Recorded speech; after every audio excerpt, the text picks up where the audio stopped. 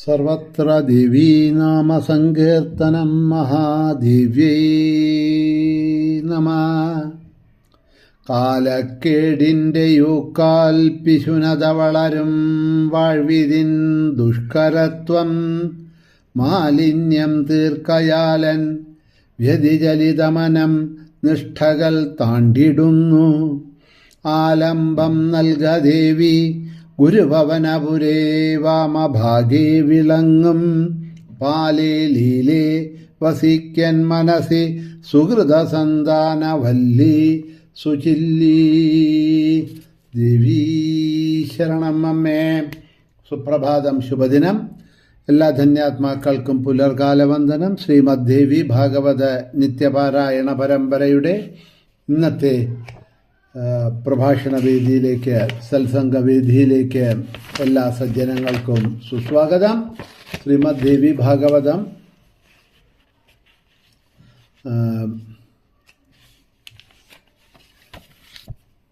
ഒമ്പതാമത്തെ അഷ്ടമസ്കന്ധത്തിലെ 9-ാമത്തെ അധ്യായമാണ് നാം ഇന്നലെ അവലോകനം ചെയ്തു നിർത്തിയത്. ഓരോ വർഷങ്ങളിലും ഭഗവാൻ ഏതേത് രൂപത്തിലിരിക്കുന്നു, ആരാരെ ഭജിക്കുന്നു എന്നുള്ള ആരാധനാമൂർത്തിയെയും ആരാധ്യരെയുമാണ് പറഞ്ഞു വന്നത്. തുടർന്നുകൊണ്ട് 10ാം അധ്യായത്തിൽ നാരായണ ഋഷി അടുത്തതായിട്ടുള്ള ഹിരണ്മയം എന്ന വർഷത്തിൽ ഭഗവാനെ, കൂർമ്മരൂപത്തിലിരിക്കുന്ന ഭഗവാനെ പിതൃക്കളുടെ ദേവതയായ അര്യമാവ് ഭജിച്ചുകൊണ്ടിരിക്കുന്നു എന്ന് പറയുകയാണ്.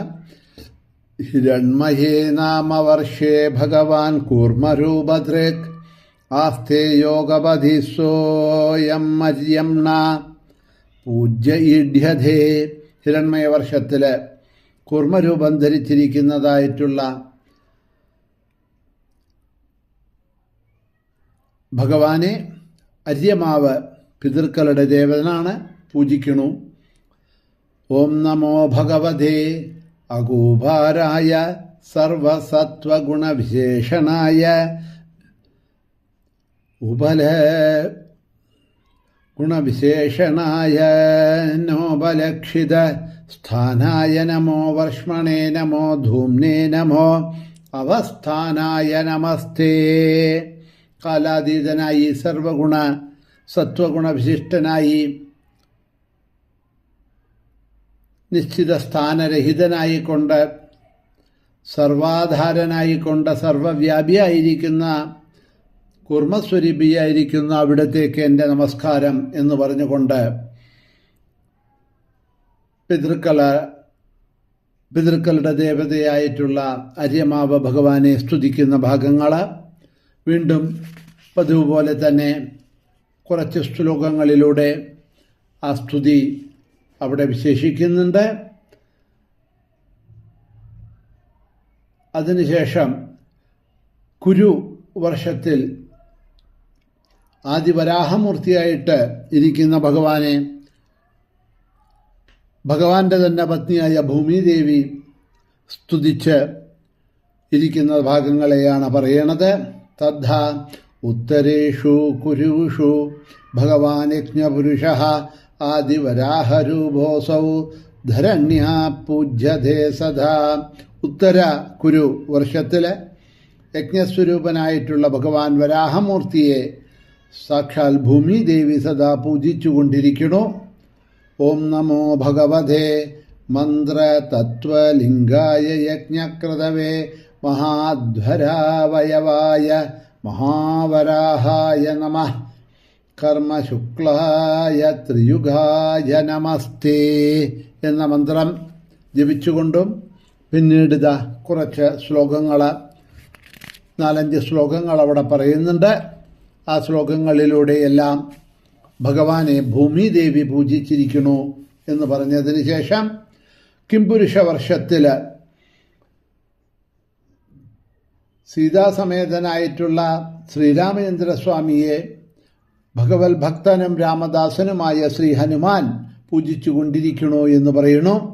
കിംപുരുഷേ വർഷേ അസ്മിൻ ഭഗവന്തം ദാശരഥിം ച സർവേശം സീതാരാമം ദേവം ശ്രീഹനുമാനാദിപുരുഷം സ്തൗതി. കിംപുരുഷവർഷത്തിൽ സർവേശ്വരനും ആദിപുരുഷനും സീതാരാമനുമായ ദശരഥപുത്രനായിട്ടുള്ള ശ്രീരാമചന്ദ്രസ്വാമിയെ ഹനുമാൻ സ്വാമിയാണ് ഭജിച്ചുകൊണ്ടിരിക്കുന്നത്.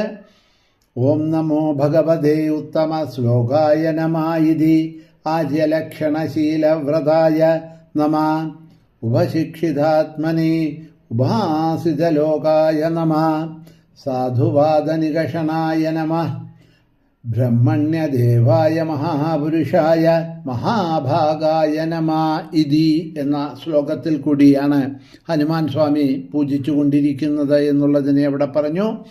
അങ്ങനെ ഹനുമാൻ സ്വാമി ജപിക്കുന്നതായിട്ടുള്ള സ്തുതിക്കുന്നതായിട്ടുള്ള കുറച്ച് മന്ത്രങ്ങളെയും അവിടെ പറയുന്നുണ്ട്.